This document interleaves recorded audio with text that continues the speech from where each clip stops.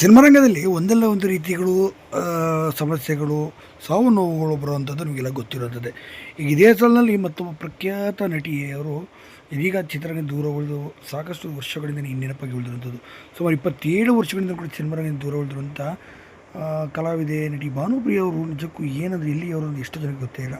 ಸದ್ಯ ಈಗಿರೋಂಥ ಮಾಹಿತಿ ನಿಮಗೆ ಕೊಡೋ ಪ್ರಯತ್ನ ಪಟ್ಟಿದ್ದೀನಿ ಸ್ನೇಹಿತರೆ. ಇನ್ನು ವಿಚಾರ ಏನಪ್ಪ ಅಂತ ನಟಿ ಭಾನುಪ್ರಿಯ ಅವರ ಪತಿ ಕೋವಿಡ್ ಸಂದರ್ಭದಲ್ಲಿ ತೀರಿ ಹೋಗ್ತಾರೆ. ಈ ತೀರಿ ಹೋದ ನಂತರ ಸಿನಿಮಾರಂಗದಿಂದ ಸಂಪೂರ್ಣವಾಗಿ ದೂರನೇ ಉಳ್ಕೊಬಿಡ್ತಾರೆ. ಹಿಂದಿನ ಸಾಕಷ್ಟು ವರ್ಷಗಳಿಂದ ಕೂಡ ದೂರ ಉಳಿದರು.